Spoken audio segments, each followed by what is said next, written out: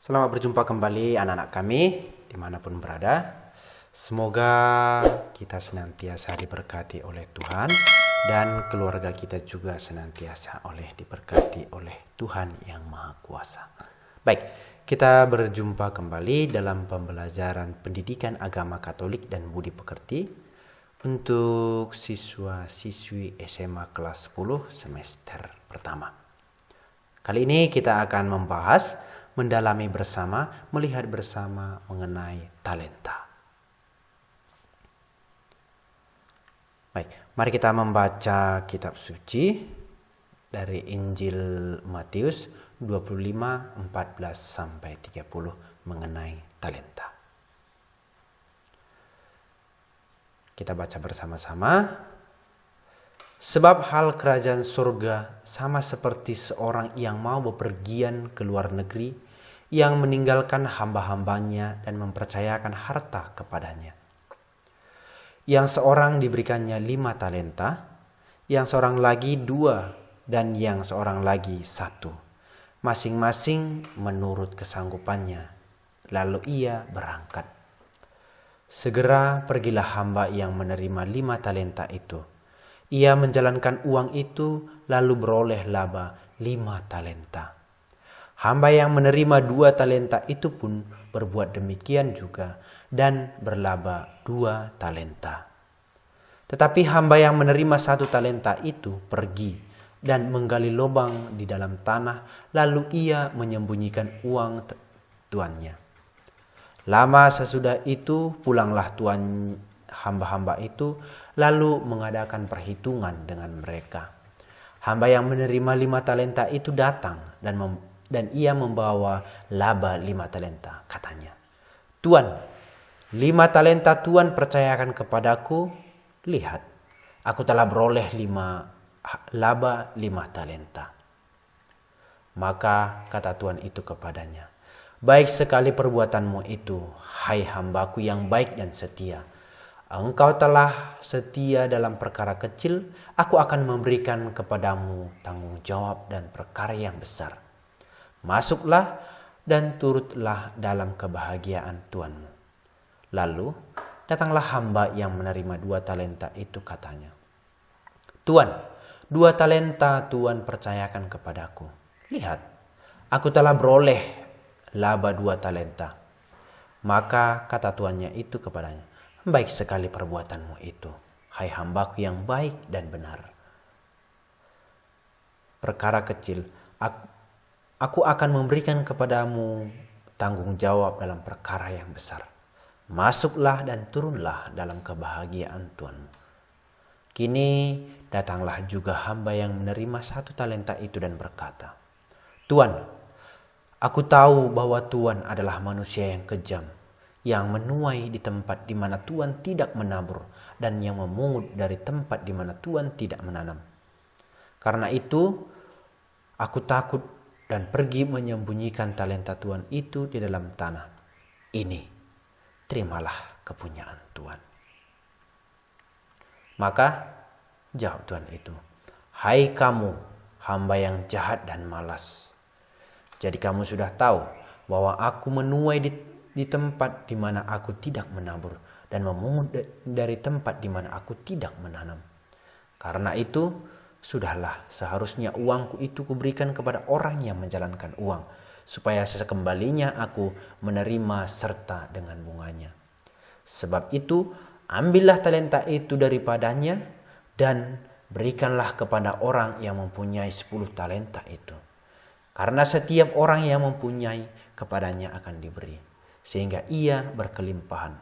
Tetapi siapa yang tidak mempunyai, apapun juga yang ada padanya akan diambil daripadanya. Dan campakkanlah hamba yang tidak berguna itu ke dalam kegelapan yang paling dalam. Di sana akan terdapat ratap dan kertak gigi." Baik, anak-anak kami, inilah perumpamaan tentang talenta. Talenta. Ada yang diberi 5 talenta, ada yang diberi 2 talenta, dan ada yang diberi 1 talenta. Sekarang mari kita melihat sebenarnya talenta ini bagaimana? Mari kita sejenak melihat seberapa besar perhitungan satu talenta tersebut. Satu talenta itu sama dengan 600 dinar. Ini mata uang pada zaman dahulu ketika pada zaman Yesus. Satu talenta itu 600 dinar. Dan satu dinar itu setara dengan satu hari upah pekerja. Itu kalau dirupiahkan kurang lebih 11.000. Jadi bisa kita bayangkan ya. Bisa kita bayangkan satu talenta itu 600 dinar. 600 dinar itu 600 dikali 11.000. Kira-kira berapa? 600 dinar. 600 dikali 11.000 itu sama dengan 66 juta rupiah. Berarti satu talenta itu sama dengan 66 juta rupiah. Tadi ada yang mendapat satu talenta, 2 talenta, dan 5 talenta. Berapa besarannya? Satu talenta itu setara dengan 66 juta rupiah. 2 talenta 132 juta rupiah. 3 talenta itu 198 juta rupiah. 5 talenta itu setara dengan 330 juta rupiah. Jadi tadi ada yang menerima 5 talenta, ada yang menerima 2 talenta, ada yang menerima 1 talenta. Yang 2 talenta dan 5 talenta itu tadi, dia itu mendapat laba 2 kali lipat. 2 jadi 4, 5 jadi 10. Yang 1, ini dia. Tetap 1 talenta. Karena apa? Nah, mari kita dalami. Injil Matius menceritakan tentang bagaimana sikap 3 orang hamba terhadap talenta yang diberikan kepada mereka. Si Tuan memberikan mereka talenta karena percaya kepada kemampuan yang mereka miliki masing-masing. Hamba pertama diberikan 5 talenta setara dengan 330 juta dan ia tekun, setia mengembangkan talenta itu sehingga berkembang menjadi 10 talenta setara dengan 660 juta rupiah. Hamba yang kedua diberi 2 talenta setara dengan 132 juta. Meskipun tidak begitu maksimal, tetapi dia tetap bertanggung jawab untuk mengembangkannya. Hasilnya adalah 4 talenta setara dengan 264 juta rupiah. Bagaimana dengan hamba yang terakhir? Dia mendapatkan 1 talenta. Dia diberi 1 talenta. Walau jumlah itu sebenarnya tidak sedikit, tetapi dia lebih memilih untuk menguburkannya. Entah karena malas, minder, atau tidak percaya diri, atau takut, atau juga memberontak. Dia menyusun konsep pembenaran untuk tindakan itu, bahwa ia tidak perlu mengembangkannya karena tuannya itu curang dan kejam, yang menanam dari tempat dia tidak menabur, yang memanen dari tempat dia tidak menabur. Inilah dalam kisah Matius ini, Injil Matius ini tentang talenta.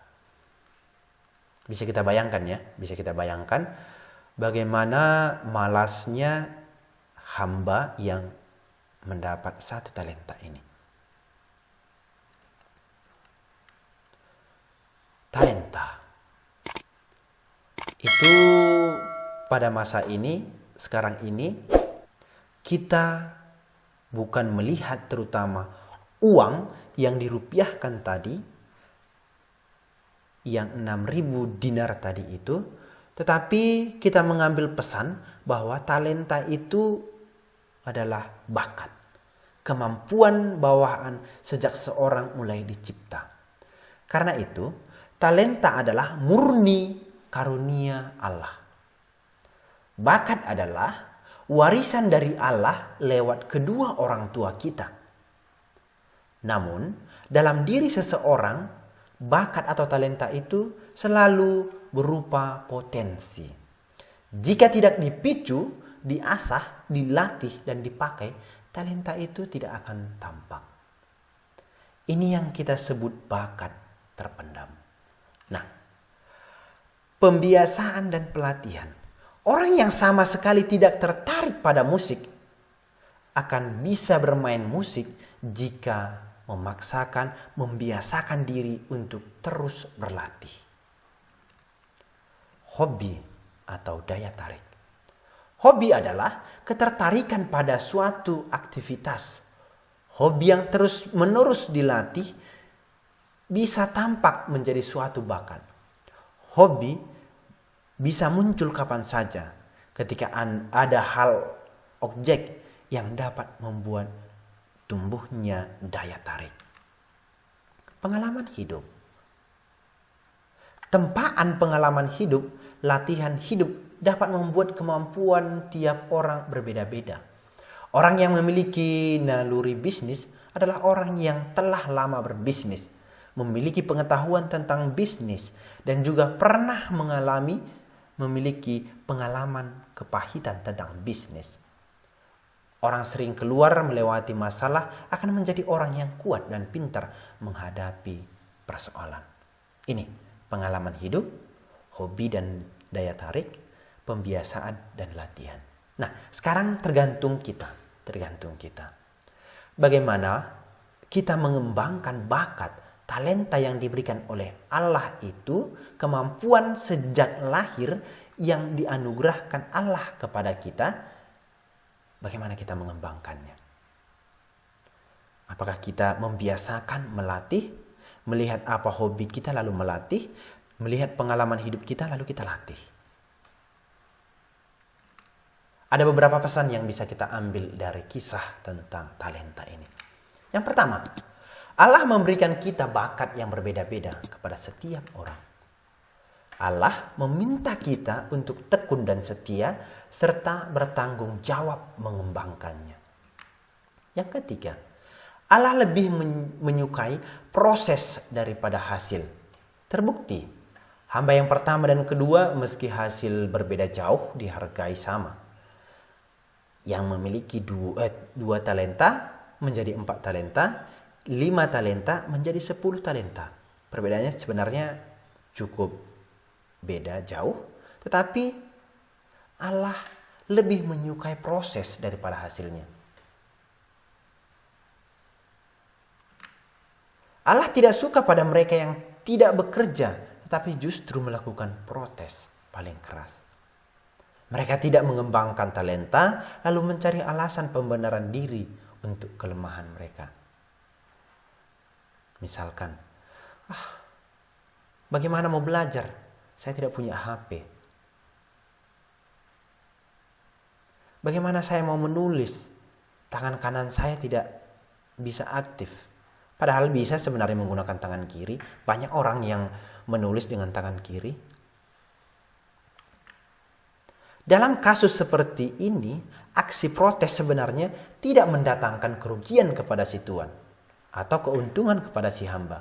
Aksi protes hanya merugikan diri sendiri. Jika ada anak yang protes kepada orang tua dengan cara tidak mau belajar, maka tentu dia sedang menyiapkan kuburan untuk dirinya sendiri. Bukan orang tua kita sendiri yang rugi ketika kita tidak mau belajar. Masa depan kita, diri kita sendiri yang rugi.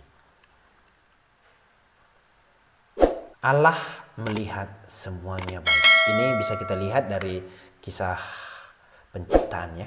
Dalam Kejadian 1 ayat 31 tertulis bahwa setelah menyelesaikan semua proses penciptaan, Allah membuat evaluasi. Allah melihat hasil dan semuanya sungguh amat baik. Namun ternyata dalam diri kita tetap ada kelemahan dan keterbatasan. Bahkan ada orang yang lahir tanpa kelengkapan indera atau organ seperti kita pada umumnya. Mengapa demikian? Ada 2 alasan kodrati.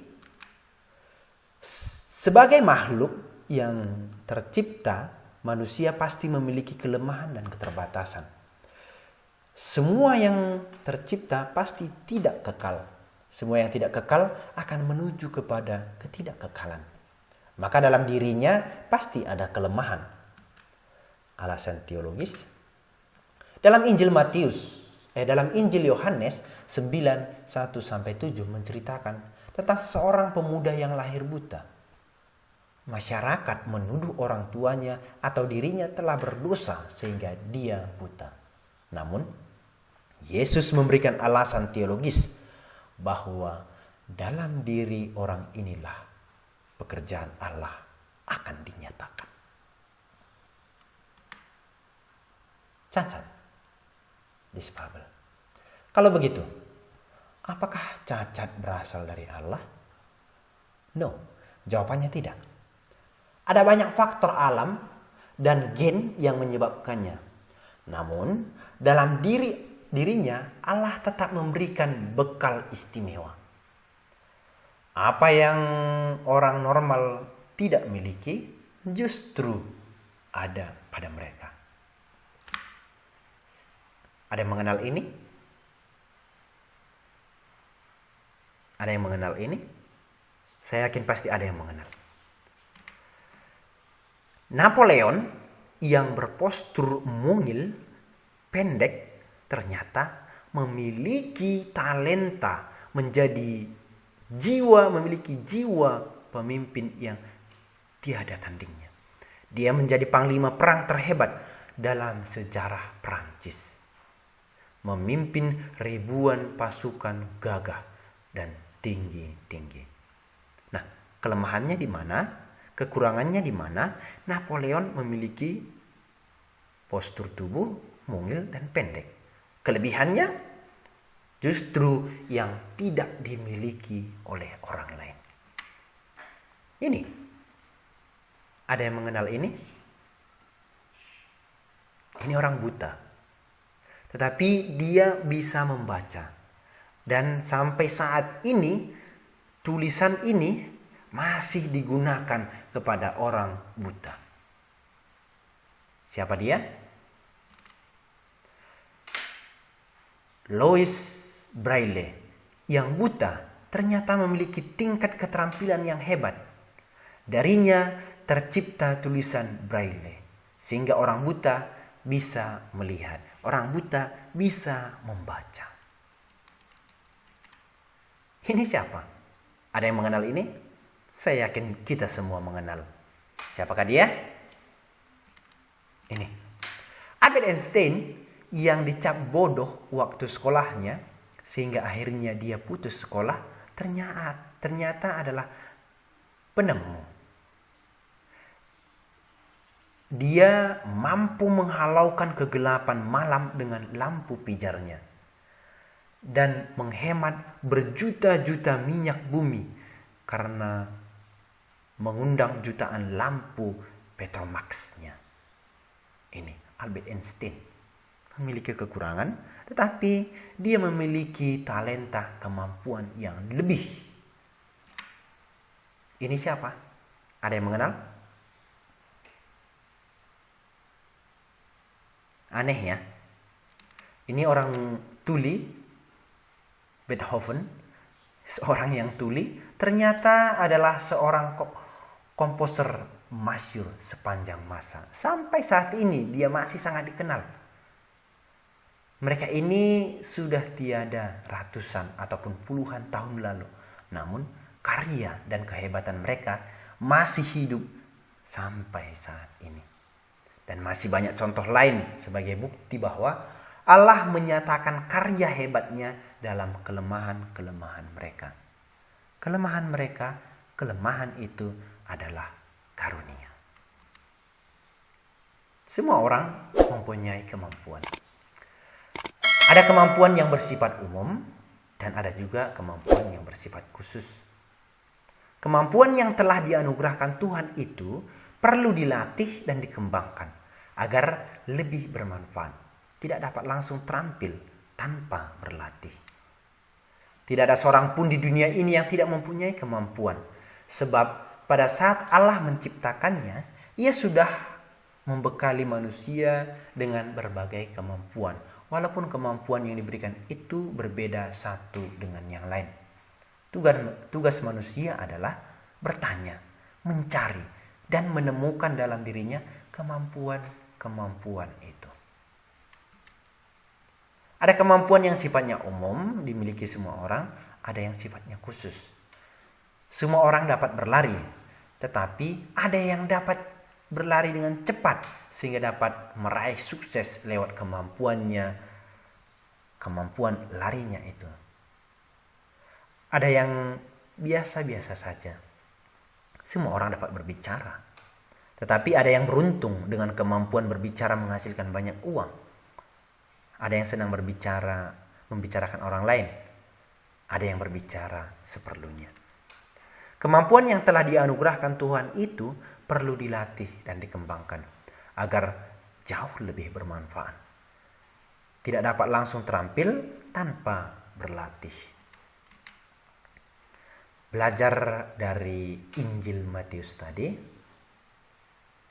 perumpamaan tentang talenta memberi pesan yang cukup jelas kepada kita. Kemampuan yang ada dalam diri kita, dalam diri manusia, merupakan anugerah Allah, bukan berasal dari diri manusia itu sendiri. Manusia harus bertanggung jawab terhadap pemberian Tuhan itu. Sikap tanggung jawab itu ditunjukkan dengan berusaha keras mengembangkan agar berbuah berlipat ganda dan berguna bagi diri sendiri dan bagi orang lain. Sebaliknya, bila manusia hanya membenamkan atau mengubur seperti hamba yang ketiga tadi, kemampuan yang telah diberikan itu berarti manusia menyia-nyiakan anugerah itu. Dan lama-kelamaan kemampuan itu akan tumpul, bahkan akan hilang.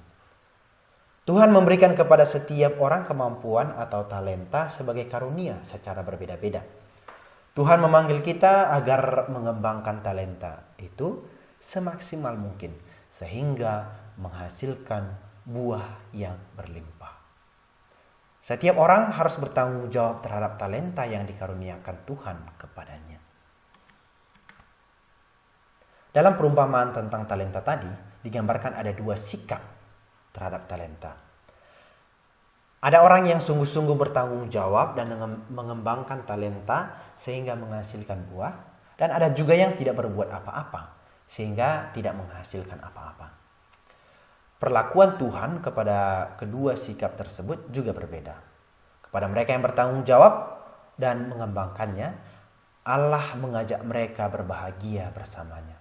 Tetapi kepada mereka yang tidak bertanggung jawab dan tidak mengembangkannya, Tuhan merasa sedih dan dengan terpaksa mengembalikan kembali karena talenta yang dikaruniakannya tidak menghasilkan buah apa-apa.